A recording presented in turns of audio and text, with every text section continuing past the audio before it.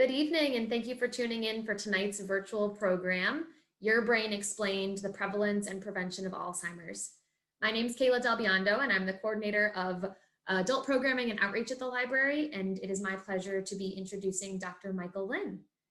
So I'm super excited to introduce Dr. Michael Lin tonight. If you've been with us the past few months on our virtual webinars, we welcomed two of his colleagues from Weill Cornell, Dr. Barone on sleep health and Dr. Sethi on concussions. So if you missed those two lectures and you'd like to watch them after the fact, you can go to youtube.com/New Canaan Library and watch those recordings. So I'll go ahead and introduce tonight's speaker, Dr. Lin. Dr. Lin received his bachelor's degree from Harvard University and Doctor of Medicine from the University of California at San Francisco. He completed a medical internship, neurology residency, and memory disorders fellowship at the Massachusetts General Hospital. He then joined the Department of Neurology at Weill Cornell Medicine, New York Presbyterian Hospital, as a memory disorder specialist in 1998, where he is now Associate Professor of Neurology and Acting Director of the Weill Cornell Memory Disorders Clinic. He sees patients with Alzheimer's disease and other memory disorders and conducts clinical trials in Alzheimer's disease, So without further ado, I'll turn it over to you, Dr. Lin. Thank you so much for being with us tonight. Thank you very much for the introduction and for the opportunity to speak. I'm going to be showing you some slides, and hopefully this will take about 40-45 minutes, and then I'm happy to entertain questions after. Okay. All right. So I'm going to be talking about Alzheimer's disease. I don't have any financial disclosures. Not smart enough to have any. All right. This slide is just showing you a cartoon of one of the most common symptoms of aging, which is memory loss, for which the most common manifestation that kind of is the red flag for us is repeating.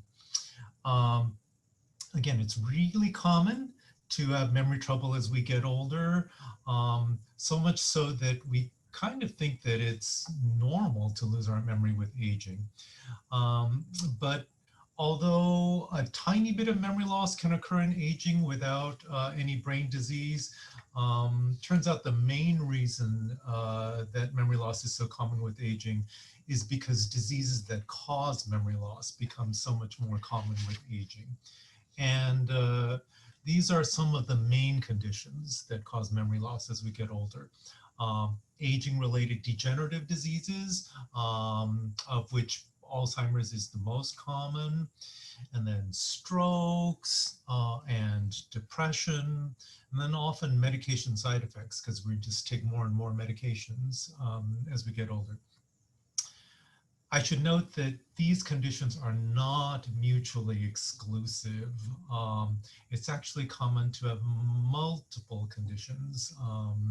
I've had people with Alzheimer's and Lewy body and strokes and depression and medication side effects, all of them.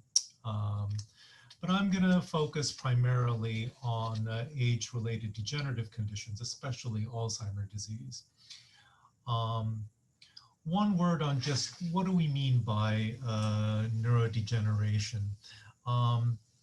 Degeneration just means wearing out over time. All machines kind of wear out over time, and degenerative processes affect all parts of the body as we get older. Our joints wear out, our bones wear out, our muscles atrophy, hearing wears out, vision wears out, and it shouldn't be a surprise that the nervous system wears out too. And depending on which part of the nervous system is wearing out, you get different symptoms. Like if it's the cortex that wears out, you get trouble with memory and thinking, disorders that are called dementias. If parts of the motor control system wear out, you get movement disorders or motor neuron disease, and so on. But again, these are wearing out processes, and I'm kind of emphasizing this because, people often ask, why don't we have a cure for any of these disorders yet? We've known about them for like so long and, so many years of research. Why haven't we solved them yet? And it's important to realize that these are intimately bound up with aging, and we're kind of coming up against a fundamental law of physics here, which is that everything kind of does fall apart over time. And that's a really difficult problem to overcome. I think when we have a cure for aging, a fountain of youth, then we'll finally have a cure for these aging-related degenerative disorders. And I'm not saying that to be facetious. I'm saying that to emphasize the difficulty of the problem. Okay, I'm going to focus though on specifically Alzheimer's disease, which is the most common of these neurodegenerative disorders. Alzheimer's disease was first described by Dr. Alzheimer in 1906. And in the 115 years since then, we found that Alzheimer's disease is the most common cause of dementia. Which again just means trouble with memory and thinking. It accounts for well over half of cases of dementia. As I've mentioned, it's a degenerative condition associated with aging. The risk of Alzheimer's is low until you reach about age 55 to 60. But then the risk starts to double every 5 years you stay alive after that. And by the time you reach your mid-80s, the risk is somewhere around 30%. 1 in 3 people over age 85 have Alzheimer's disease, which if you think about it, that is enormous. That alone is kind of why we think it's normal to lose memory as we get older. It's normal in the statistical sense, but it's actually not normal in the sense that there is pathology underlying it. Because it's a degenerative condition and wearing out happens slowly over time, Alzheimer's should evolve very gradually. If something starts all of a sudden like that, that's not going to be Alzheimer's disease. But if it evolves slowly over years, or as we're actually finding out now, more like decades, that's more consistent. We recognize Alzheimer's primarily by the symptoms and its pathology, which I'll talk about. And again, it's very common. Like everybody knows somebody with Alzheimer's disease. All right. This slide is just to emphasize the gradualness of the disease. This is showing you that it evolves over actually decades. There are probably 10 or 20, 25 years where the pathology is building up in the brain and you have no symptoms at all. And then when you start to develop symptoms a little bit later, it starts out, really minuscule, hardly anything at all. You kind of laugh these things off as occasional senior moments. But then over time, it will tend to increase and then eventually start to cause a little trouble where on memory testing, the memory difficulty is detectable, but not bad enough that you're having problems in life. So still able to live independently. We would call that phase sort of mild cognitive impairment. But then eventually, it keeps on slowly increasing, and eventually there will become some difficulty managing independently. And kind of that transition between being able to be independent and not really having much more difficulty being independent, that kind of marks the transition into the dementia phase. And in the dementia phase, there's a couple years of sort of mild dementia where mostly you just need some intermittent verbal help, and then a couple years of moderate dementia where you need kind of more continuous reminders and, someone to sort of help talk you through things. And then eventually a sort of severe dementia phase where you really need physical assistance, even to do, very simple things like bathing and dressing. And then eventually it is fatal. Alzheimer's is actually like the 6th leading cause of death overall in the US, 5th leading cause for people over age 65. But again, this occurs over like decades. And I just want to emphasize that it spans the entire range of severity from like asymptomatic to, death. And that's kind of an important thing to realize because it's sort of in the popular notion, people only identify Alzheimer's with the severe end of things. They'll say things like, well, I still know my name, so it can't be Alzheimer's. But in fact, that's not true. The pathology of Alzheimer's can be building up and you have no symptoms at all.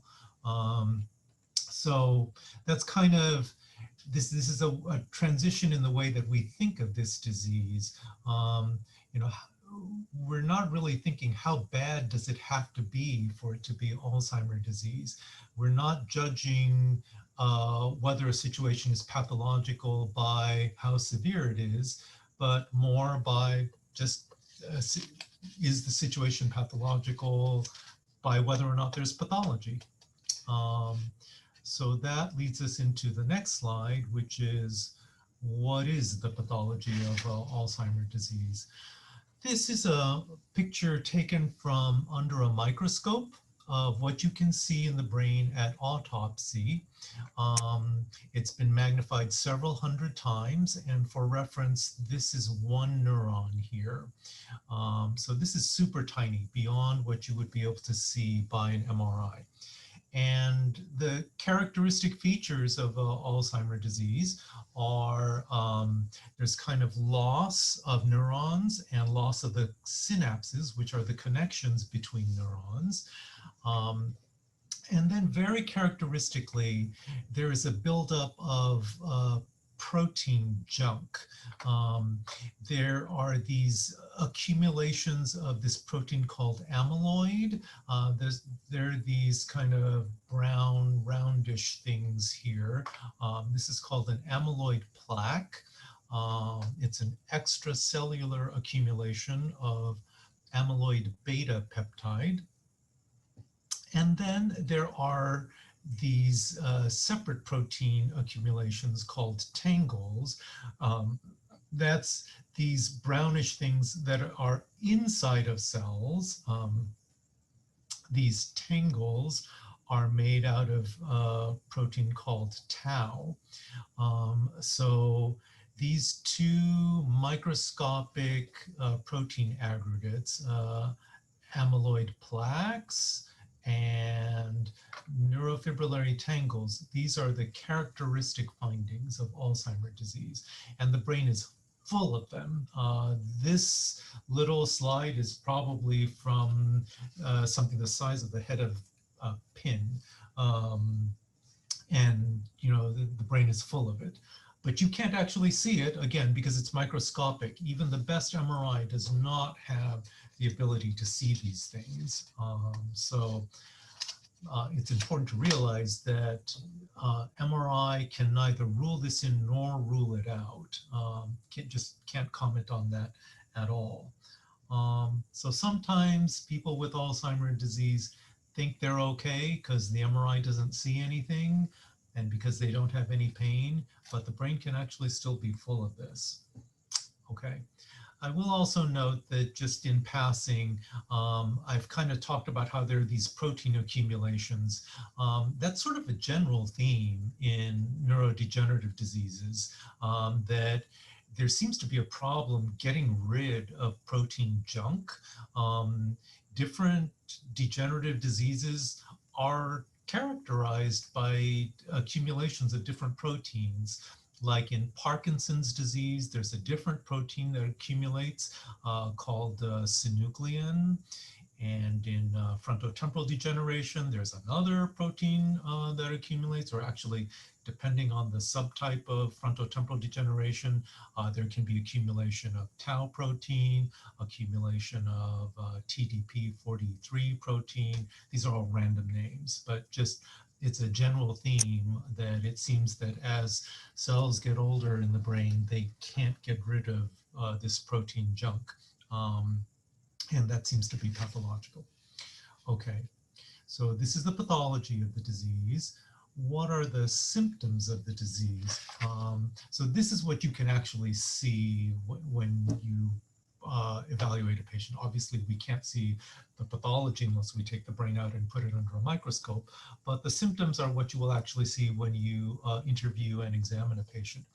And this is actually not difficult. The most common symptom of Alzheimer's disease is short-term memory trouble. So this will typically be manifest as difficulty remembering recent events and conversations, repeating questions or repeating statements, forgetting where you put stuff,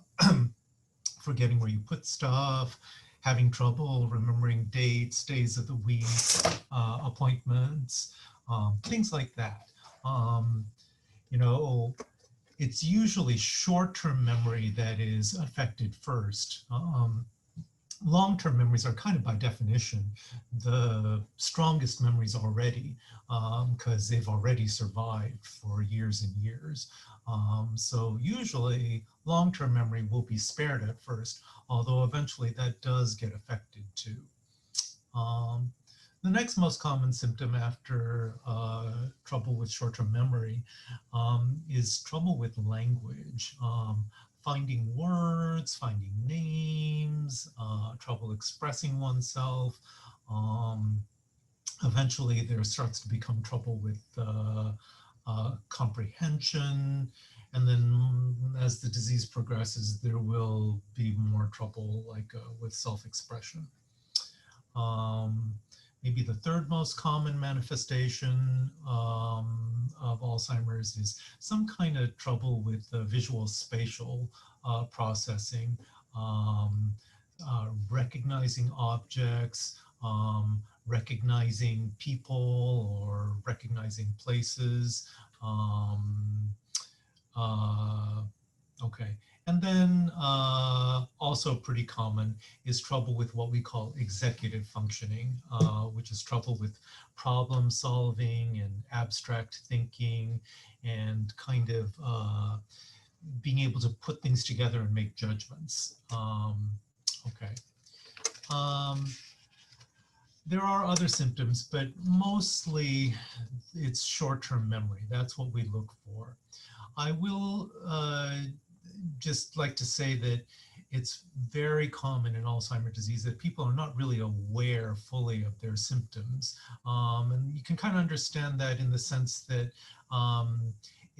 this disease doesn't cause any pain. So, you know, there's nothing really to call it to awareness in an alarming way. And when there's memory trouble, it's hard to remember when you don't remember things. So people aren't aware of when they have memory trouble.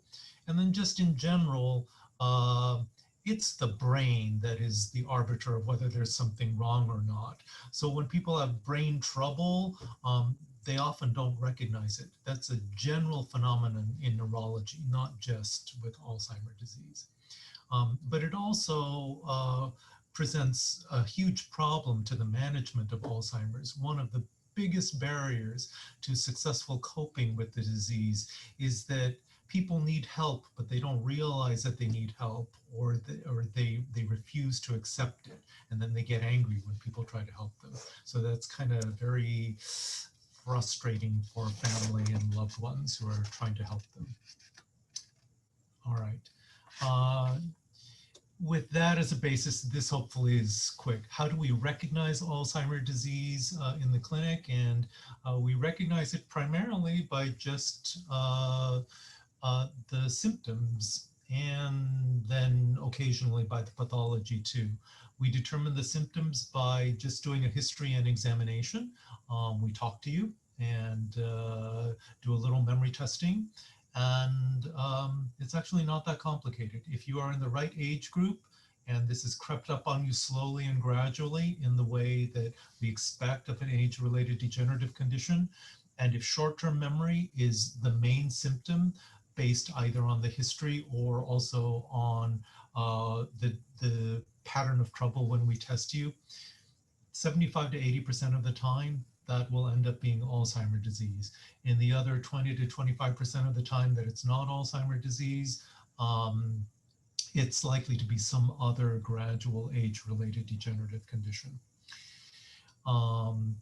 Most of the time, we don't actually know for sure in life because, as I said, the pathology is microscopic, but there actually are some techniques now where we can determine for sure if there are plaques and tangles in the brain.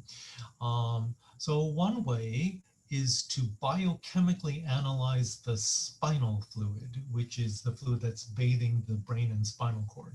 You can get some of that spinal fluid by a spinal tap, a long needle in the low back, and you can just measure the levels of the plaque and tangle proteins in the spinal fluid. Practically speaking, although that's invasive, that's the cheapest way that's currently available. And occasionally people who do want to know for sure get this test. There is a non-invasive way to determine if there are plaques and tangles in the brain, which involves a special kind of scan where they inject a compound that's radioactive and that will go up into the brain and stick to the plaques and make them radioactive. And then once they're radioactive, they will be detectable in a PET scanner. But this is super expensive. This is about $10,000 and Medicare doesn't pay for it and no commercial insurance pays for it either. So practically speaking, if you're gonna wanna know for sure, it will be by spinal tap. Maybe in a few years, these plaque and tangle proteins that are in the brain, they may be detectable in the blood. At last year's Alzheimer's Association International Conference, there were several presentations on blood-based protein measurements, and some of them were very promising. Okay, but I have to say, most people decline these tests, mostly because, you know, we don't have any cure for the disease. If we had a cure, I think that would totally change things around and people would be clamoring to get these tests and then take the cure. All right. What do we know about the causes of Alzheimer's disease? And I should say, despite years and years of work on this, we still don't really know for sure. The main hypothesis about the disease is focused on the pathology. You know, there are all these plaques and tangles in the brain. Surely they have something to do with why the disease develops. And especially the focus is on this amyloid hypothesis. Turns out that the amyloid protein that makes up the amyloid plaques, your neurons are secreting this all the time while you're awake. So it's kind of building up in the brain. And when there are various problems in getting rid of the amyloid protein, that increases the risk of Alzheimer's disease. So for example, problems with sleeping, it's when you sleep that your brain gets a chance to flush the amyloid protein. So people who don't get enough sleep or who have problems with their sleep, like sleep apnea, they have increased risk of Alzheimer's disease. Or the ApoE protein plays a role in clearing the amyloid out of the brain, and turns out that the ApoE4 version of the ApoE protein, the E4 allele, that's the worst at getting rid of the amyloid protein. And correspondingly, people who have the E4 allele have a threefold increased risk of Alzheimer's disease. So it does really seem that um, factors that increase the accumulation of this junk increases the risk of Alzheimer's. Unfortunately, treatments designed to target that process to try to improve the clearance of the amyloid, at least thus far, although they do clear out the amyloid, they still haven't produced any cognitive benefit. And I think, you know, the thought in the field is that perhaps it's because this is occurring 20 to 30 years before there are any symptoms at all. And by the time you are intervening in this, when there are symptoms, horse is already well out of the barn. All right. Talk about some of the risk factors. So I've already mentioned how age is the most important risk factor for Alzheimer's disease. And unfortunately, that's not anything that we can fix. Every second of the day, we are all getting older. But it is clearly the most important risk factor. There are some genetic risk factors, and as I mentioned before, the ApoE4 version of ApoE triples the risk because it is the least efficient at helping you clear the amyloid junk. Ethnicity plays some risk too. For example, African Americans seem to have the highest risk, and this group down here, Asian Americans, Pacific Islanders, seems to have the lowest risk. But these are relatively small differences. For all of them, the risk doubles with age, like doubles every 5 years you stay alive. Like, for example, even for this lowest risk group, if you look at age 75 to 79 versus 80 to 84, this is twice that. So no matter what your ethnicity, the risk factor doubles with age. Okay, those are things you can't really do something about. I'm going to spend a little more time on this. These are things that you potentially could do something about. These are your sort of modifiable risk factors, and they kind of fall into vascular risk factors, things that increase your risk for stroke and heart attack. Turns out all of these factors also, each of them individually, doubles your risk of Alzheimer's disease. And that's important because you can fix them. If you have high blood pressure, you can take blood pressure medications, you can exercise, you can lose weight. If you are overweight, you can try to eat right and exercise more. If you have diabetes, again, eat right, exercise more, and take diabetes medications.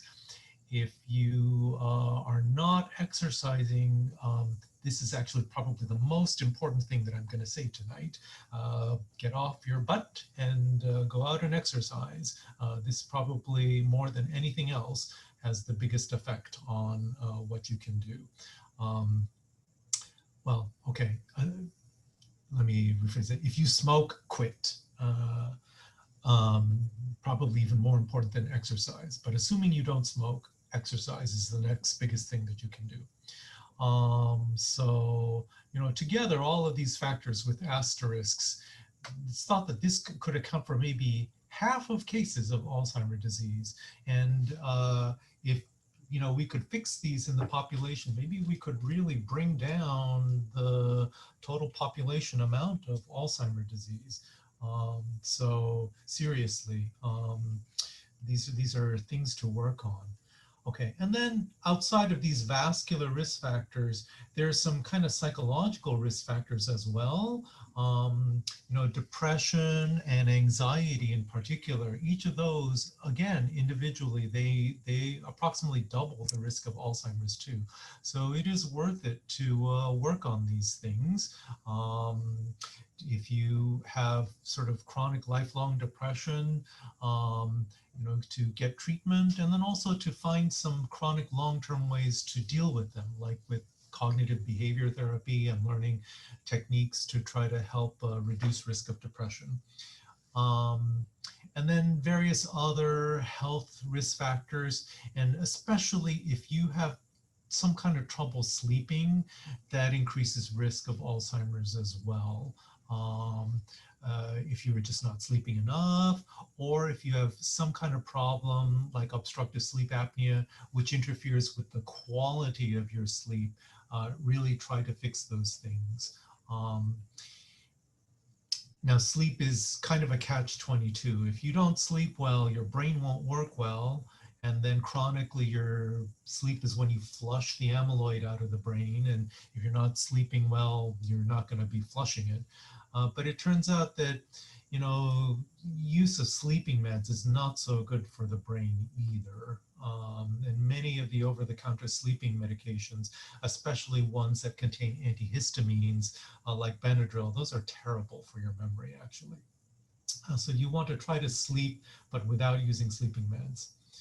And then exercise, and then education, or having some kind of leisure activity, hobby, where you are engaged and kind of constantly trying to learn new things, and you know, stimulating your interest.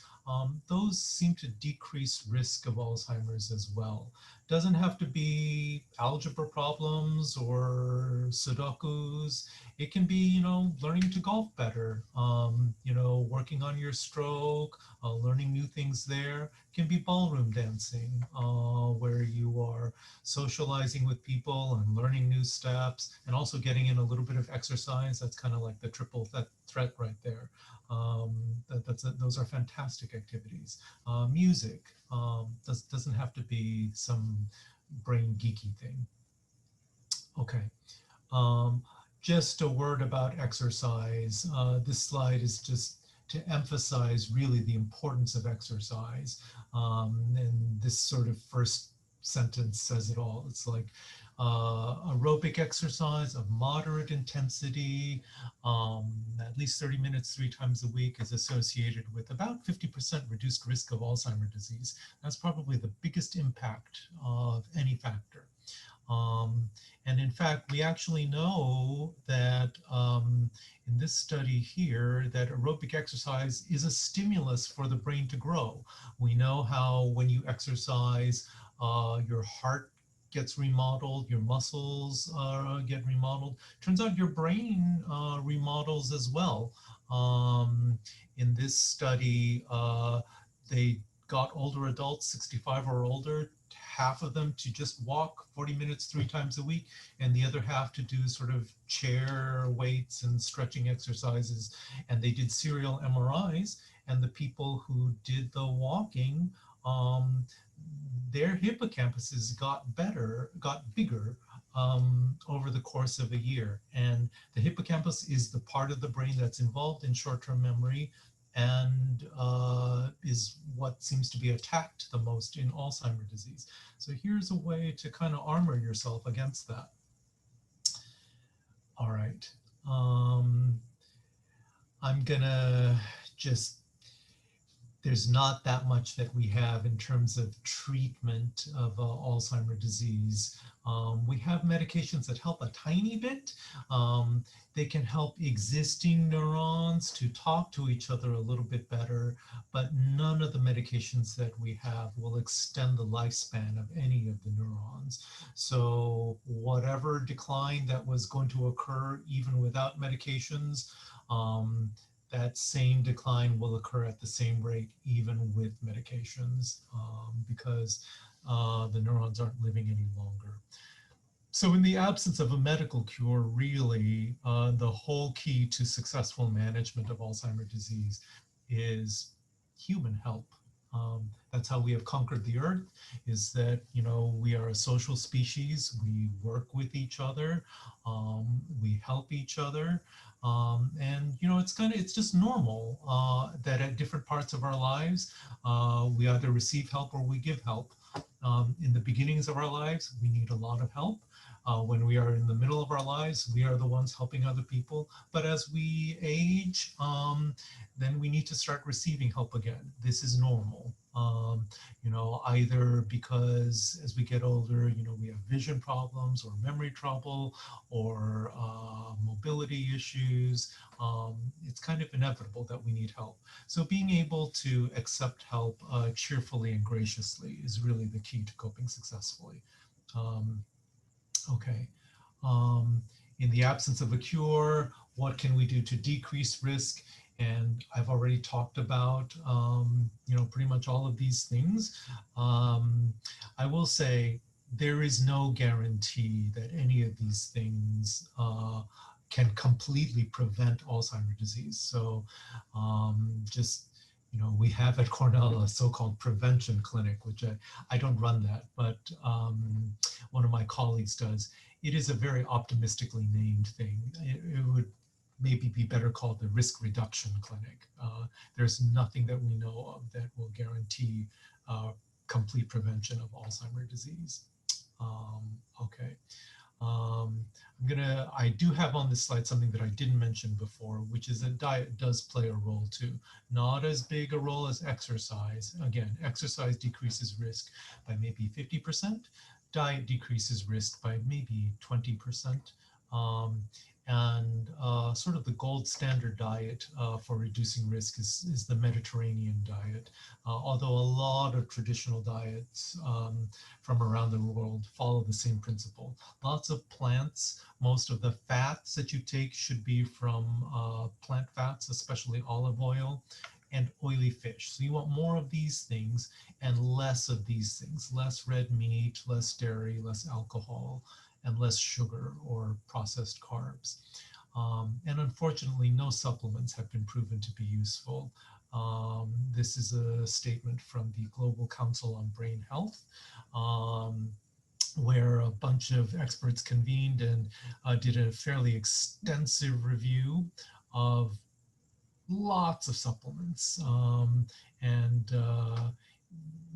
This link will take you to a PDF of, all the gory details of their review. But pretty much, unless you have a specific deficiency of some vitamin, it doesn't do you any good to take more of it. If you do have a deficiency, then you should take to make up for the deficiency. But otherwise, there isn't any supplement. There is no magic. There is no magic food. Okay, a word about clinical trials. So unfortunately, thus far, we haven't found anything that modifies the course of the disease.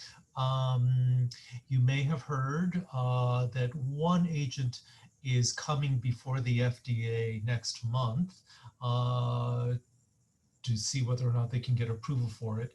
This is a compound by Biogen.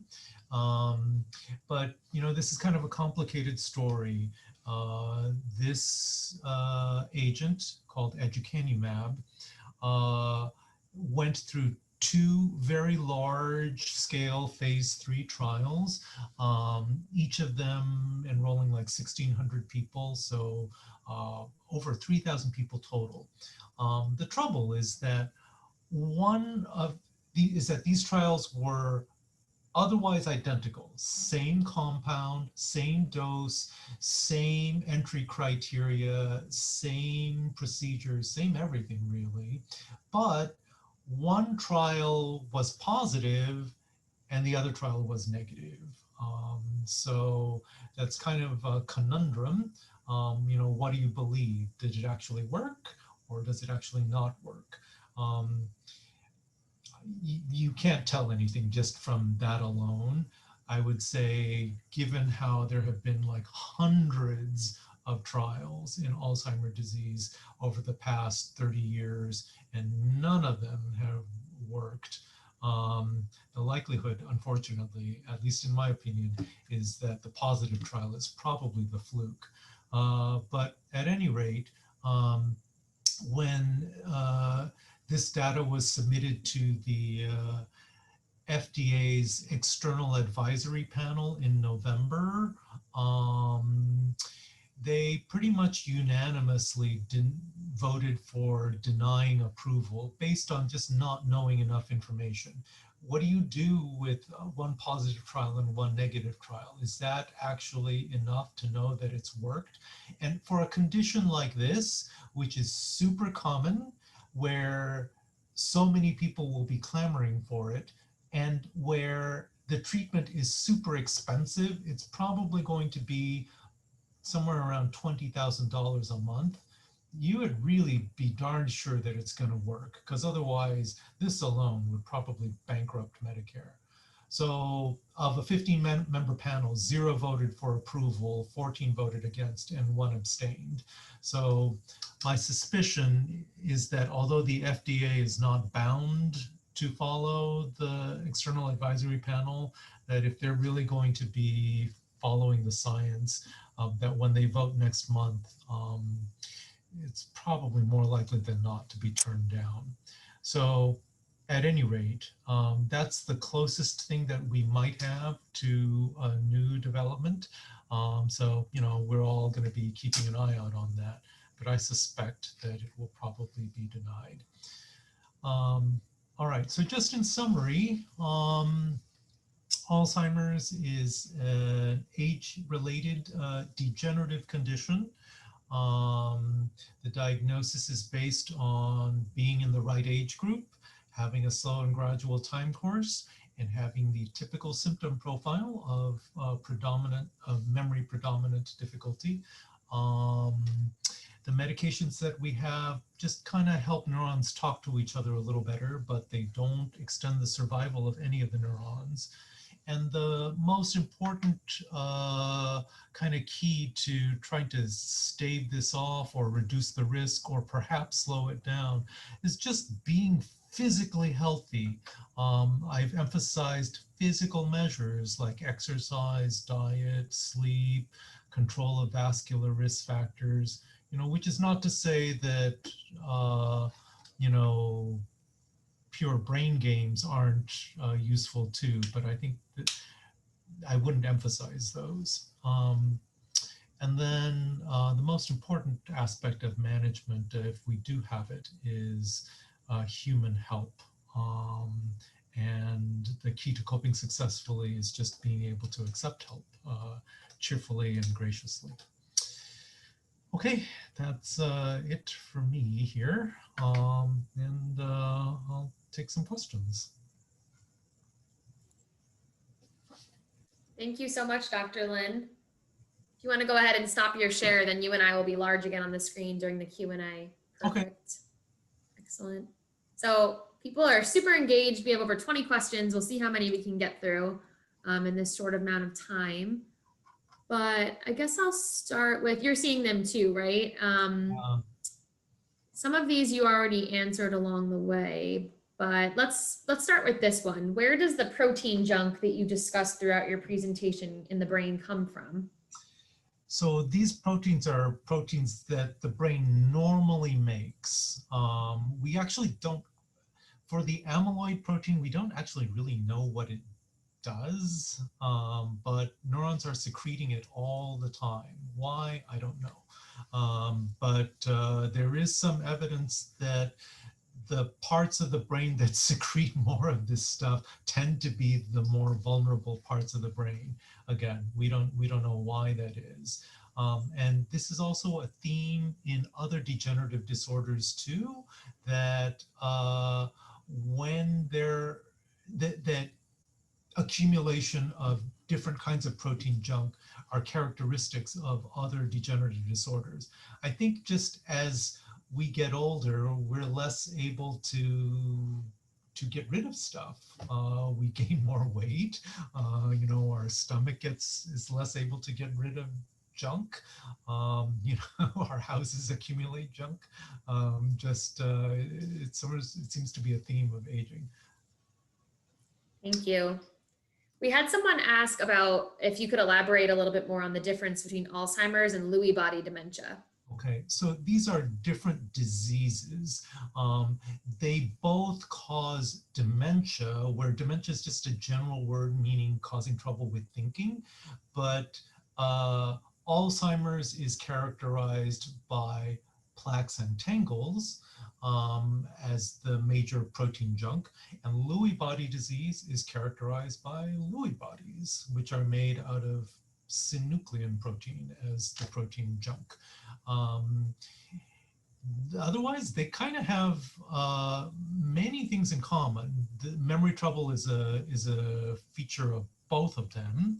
Um, but they also do have many symptoms that are different. Especially Lewy body has a lot of motor features that are kind of Parkinson-like. And then also there are some clinical features of Lewy body. They often have these characteristic visual hallucinations where they're seeing either people or animals, where there's just empty space. And then they can also have very marked kind of confusional episodes where they're crystal clear 1 minute, and then it's like a fog comes over them, and for like, a couple minutes, hours, sometimes days, they're just like very confused, and then it just vanishes. So visual hallucinations and confusional episodes are some of the clinical features of Lewy body that distinguish it from other things. And then pathologically, it's just the Lewy bodies, which there really isn't any way to see Lewy bodies in life. You have to take the brain out and stick it under a microscope. Okay. Thank you for clarifying that. We did have, I'm kind of trying to group these questions because it seems like a few people had this same question or the next two same questions. People want you to explain a little bit further how Alzheimer's actually does cause death, how it is a terminal illness. Mostly it's because at the end, there are several possible mechanisms, but at the end it's so severe that you forget to eat, you forget how to eat, you can't take care of your body. So you if you don't swallow right, the food goes into your lungs instead of down your stomach, and then that causes a pneumonia, and that's one common mechanism of fatality. And then when you can't take care of yourself, especially if you're very immobile, that can create bed sores, and those get infected. And then especially if there's incontinence, then the bed sores get infected. Or you can get urinary tract infections. That's another kind of common mechanism of fatality. So it's usually some infection. Okay, or falling. Falling is another, just lack of situational awareness, tripping over things, breaking things like hip fracture. Falls are actually one of the top 10 causes of death too in the US. So, okay. Thank you. One other one that I saw a few people ask, you talked a lot about the importance of sleep, the importance of exercise. People are wondering, if they don't tend to get a good night's sleep, if you'd recommend anything like melatonin and whatnot. Melatonin might be the only thing that is probably okay to take. I do see some questions about antihistamines here, which some antihistamines are worse than others. So like some of the newer antihistamines, Zyrtec, they don't quite knock you out as much. Those are better, but obviously you wouldn't use those to sleep either. And sleep is kind of, it's this unfortunate catch-22. Sleep, it turns out, I'm not sure what Dr. Barone talked about, but sleep turns out is a very complicated phenomenon. It requires a lot of complicated circuitry to work right in the brain to put you to sleep. And that circuitry tends to degenerate as we get older. Even without brain disease, it tends just not to work as well. And then if you do have brain disease like Alzheimer's or Parkinson's, those circuits tend to be very sensitive and degenerate even more. Okay, so but just as we get older, we don't sleep as well. It doesn't mean we need less sleep. It's just that we're not as good at it as we were when we were teenagers. Teenagers can just sleep through, World War II. I can't do that anymore. Like I wake up like several times a night already, and I'm only like 54. So we don't sleep as well. Um, the things to try to help you to sleep better, I would try not using medications. Like I try to exercise more vigorously, so I'm just tired. I try to, not have bad habits like, watching TV right before bed and getting riled up, or, reading on my iPad, with the light keeping me up. Having a dark and quiet room, having a regular bedtime all the time. So I try to use strategies like that.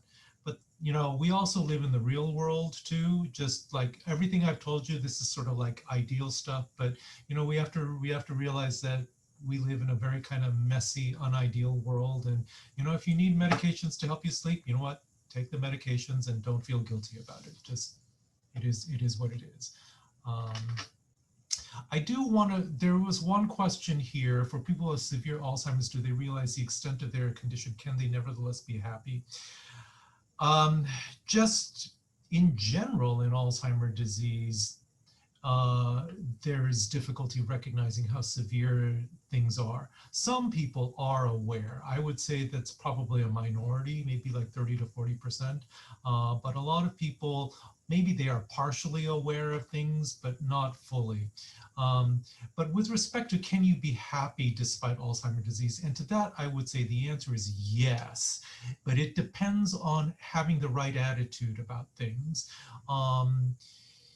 It's a slow and gradual disease. So from one day to the next, there really isn't going to be much difference. From one day to a week from late, there's not going to be much difference. Maybe from one day to 6 months or a year later, yes, there will be a difference.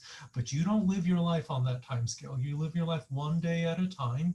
And it is possible to try to live each day as fully and as actively as you can and to still be happy. But you have part of the right attitude is not constantly wishing things to be different, not constantly wishing that things were the way they were 10 years ago, not wishing that you didn't need help.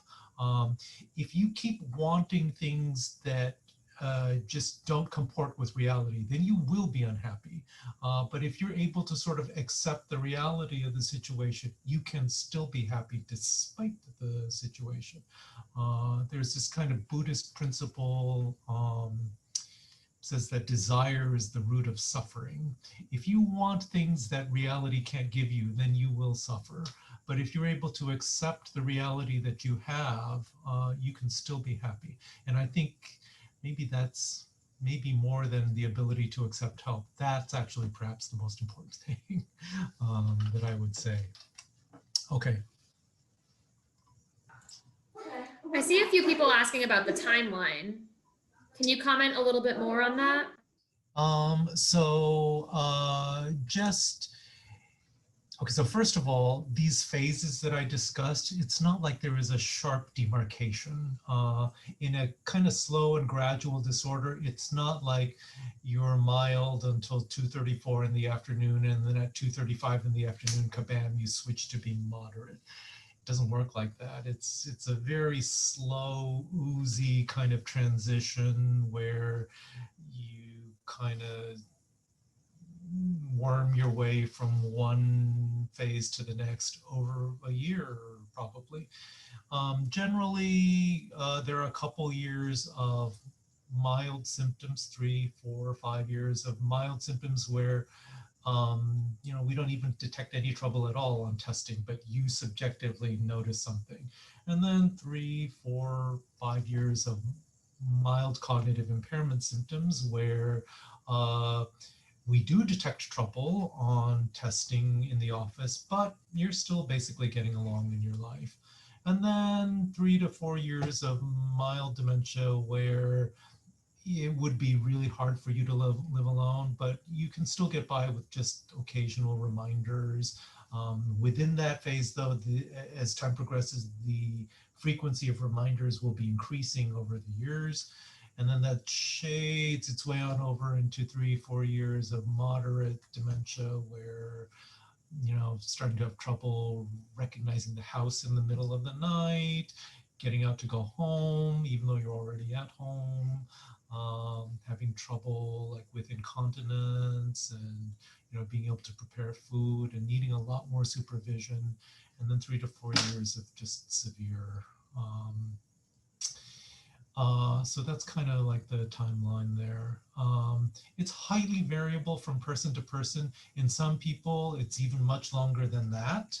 And in other people, it's even much shorter than that. It can run its course in just like 2, 3, 4 years. So. I really like the way you sort of wrapped up your presentation by saying that one of the best things that we can do to help people with Alzheimer's is just to like be there for one another. And we did have someone ask as a caregiver what they can do if their spouse is, suffering from Alzheimer's and starting to exhibit paranoia or moodiness. So maybe we could end there. Could you offer any advice just for people in the audience who have a family member or a friend or someone they're actually caring for, and how to sort of deal with those ups and downs? I know That's it's a big question, but that any thoughts you have? an extremely difficult topic there, because let me sort of give you a slightly philosophical answer here, which may or may not be helpful to you, but just people often try to turn to medications to see if they will help, and sometimes medications can help, but there is very frequently a cost. And you sort of have to remember that, especially like paranoia, anxiety, the root underlying cause of the situation is it's a degenerative disease for which at the moment we don't have any cure. So we will never get rid of sort of some underlying degree of badness. And when you look at the picture in that way, if you have some undesirable symptom over here and you are trying to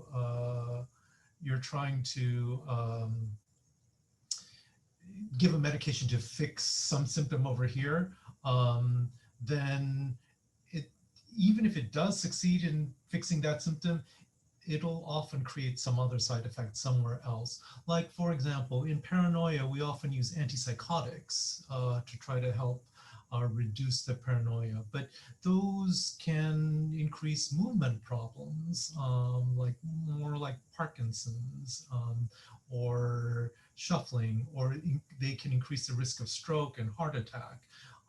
So, we try to be sparing with these things, and if at all possible, try to use non-pharmacologic techniques to minimize trouble. So, for example, things that tend to get people like agitated and upset are, when there are a lot of changes in the situation, like traveling between one place and another frequently, where they can never get used to, like, here's where the bathroom is, here's where the kitchen is, or change in personnel where, there's a parade of one aide after another and they can never get used to a person. All those things are challenging for even people without memory trouble, but when you do have memory trouble, those become even more stressful. So trying to have a kind of calm, stable environment, having, people around who just sort of know how to deal with things without, getting stressed themselves by the situation, because people often, patients can pick it up from you. Like when you're stressed out, they will pick it up and they'll be stressed out too. So, it's important to have people who are just kind and patient. And then not to argue either. So like when people, for example, are say like they want to go home, or I have to go to work now, and they've been out of work for like 20 years now, it doesn't help to argue because to them they think it's there, and arguing will just rile them up.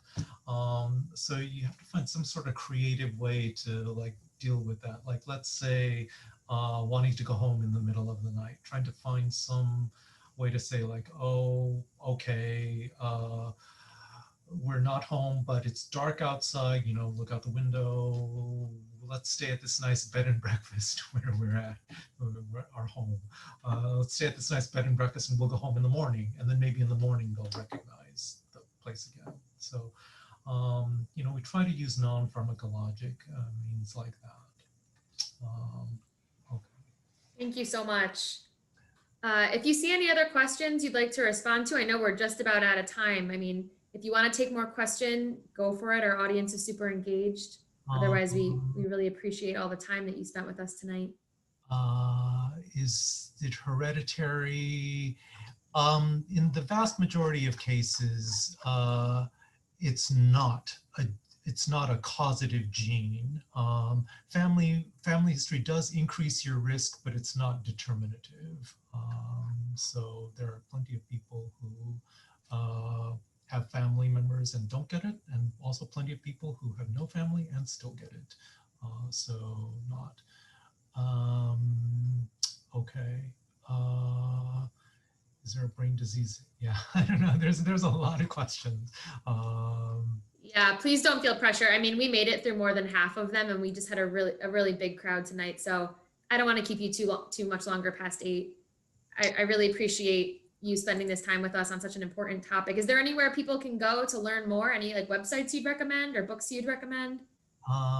So I think just the Alzheimer's Association, Right.